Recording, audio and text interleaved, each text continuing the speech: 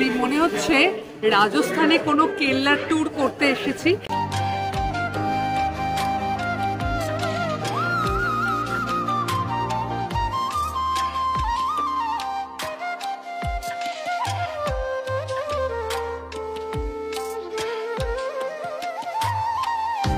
Hello everyone, welcome to bong passionate traveller. আর আজকে আমরা চলে এসেছি বেহালাতে। তো ফার্স্টে আমরা নতুন দলে যাব। তো আজকে মহালয়ার দিন আমরা চলে এসেছি বেহালা। এখন বাজে 11টা 5টার মতন রাত। চলো আমাদের সাথে বেহালা নতুন দল আমরা ভেতরটা দেখব।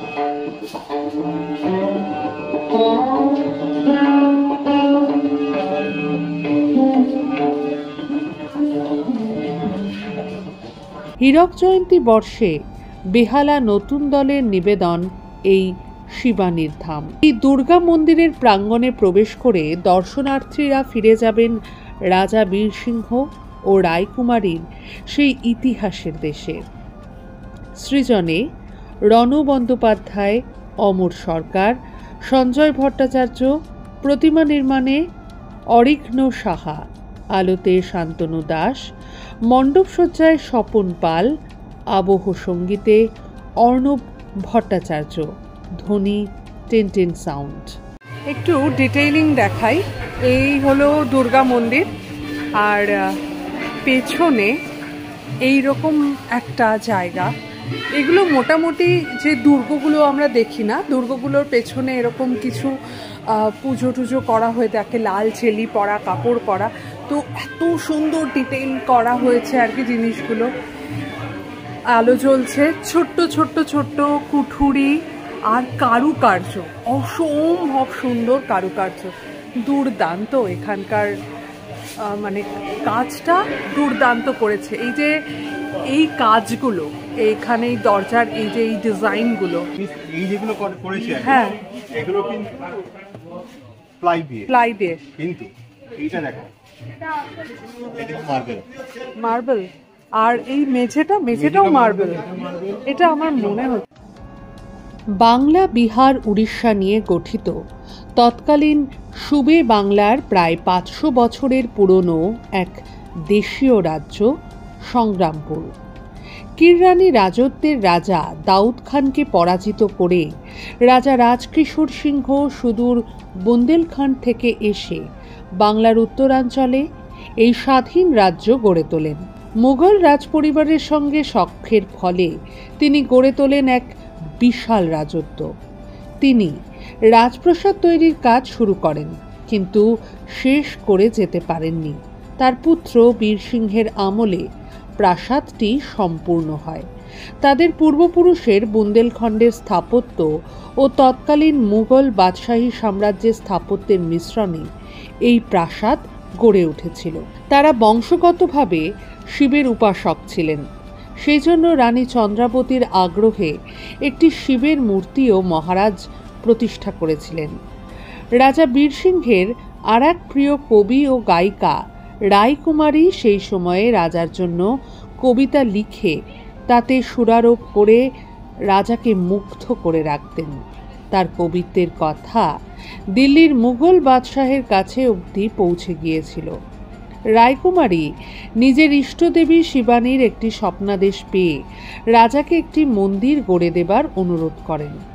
রাজা তখন শিবমূর্তির সামনেই দেবী শিবানীর এক সুন্দর মূর্তি নির্মাণ করেন। কালে কালে সেই দেবীর পূজা সারা রাজ্যে ছড়িয়ে পড়ে ও অঞ্চলটির নাম হয়ে যায় শিবানী ধাম।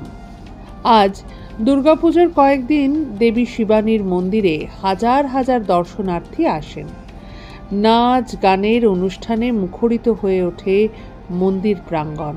এই যে এই কড়ি বর্গাগুলো আছে, এখানে যে হাতির কাজের যে ডিটেলিংটা আছে না, দুর্দান্ত। বেহালা নতুন দল আমরা এদিক দিয়ে বেরোলাম, আর বেহালা ফ্রেন্ডসটা হলো এই দিকে, এই যে একদম কাছে বেহালা ফ্রেন্ডস। এখান দিয়ে বেরোলাম, আর এখানে হলো বেহালা ফ্রেন্ডস। তো আমরা এখানে ঢুকছি।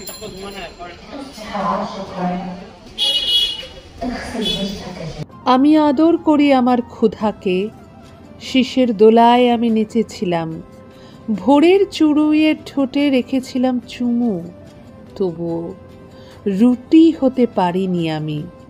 রুটির নিজস্ব এক আচার আছে, যা হারিয়ে গেছে দেশ থেকে। প্রেমিক হতে চাইলে ধুয়ে নাও মুখ, আলোকে দাও সুযোগ, তার গালের টোলে রাখো একদানা গম, তারপর হাসতে দাও তাকে ক্ষুধার্তদের জন্য। আমাকে বোঝাতে চেয়েছিলে তুমি, এক মুঠো লবণ দিয়ে, একটি গান দিয়ে, একটি সমুদ্র দিয়ে। কিন্তু মাছেদের মত ছিল আলাদা। আমরা উপযুক্ত কেবলই ডুবে যাওয়ার জন্য, ধরে রাখা এক টুকরো রুটি, কারণ খড়কুটো ভেসে থাকে না বেশিক্ষণ। কবিতাটি লিখেছেন নামা হাসান। কবিতাটি অনেকটা সুকান্ত ভট্টাচার্যের পূর্ণিমা চাঁদ যেন ঝলসানো রুটির মতন। এই বছরে বেহালা ফ্রেন্ডসের দুর্গাপূজার এই থিমটি খুবই তাৎপর্যপূর্ণ। সাধারণত আমরা মা দুর্গাকে দেখি 10 হাতে 10 রকম অস্ত্র নিয়ে মহিষাসুরকে বধ করতে, কিন্তু এই থিমে দেবীকে অস্ত্র ছাড়াই দেখানো আছে। এর মূল ভাবনা হলো ভিতরের শক্তির জয়।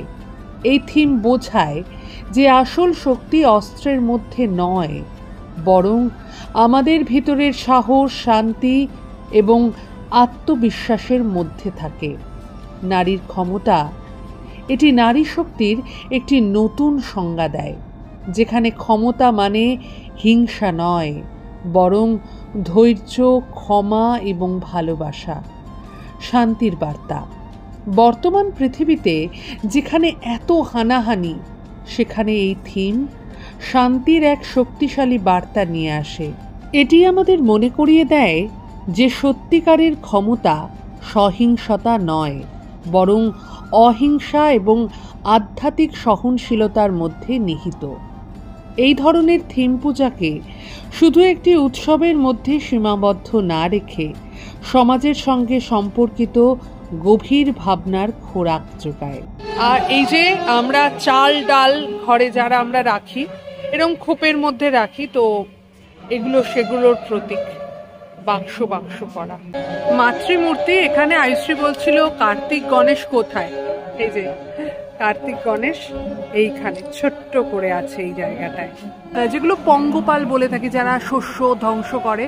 তো লুটেরা একদিক থেকে শুধু যে মানুষ তা নয়, পোকাও, যেটা আমরা পঙ্গপাল হিসেবে ধরে থাকি। আর এইখানে জুটের ওপর অসম্ভব সুন্দর একটা ওয়ার্ক করা হয়েছে, দেখো খালি সুতো দিয়ে দুর্দান্ত একটা কাজ। এই সময় এখানে আসার এই একটাই অসুবিধে যে গাড়ি ঘোড়া পাওয়ার বেশ প্রবলেম, শুধুমাত্র ক্যাবে করেই যাওয়া যাবে। এখান থেকে আমরা বরিশা দেখছিলাম বা ঠাকুরপুকুর স্টেট ব্যাংক এগুলোও আছে, তো অনেকটা দূর। নাকতলা উদয়সংঘ সেটা তো 7 কিলোমিটার দূরে, তো সেই জন্য আর যাওয়া যাবে না। যদি এটা পুজোর সময় হতো, প্রপার পুজোর সময়, তাহলে গাড়ি ঠাড়ি এখান থেকে আমরা বাস টাস কিছু একটা নিশ্চয়ই পেয়ে যেতাম, তো সেটাতে করে যেতে পারতাম।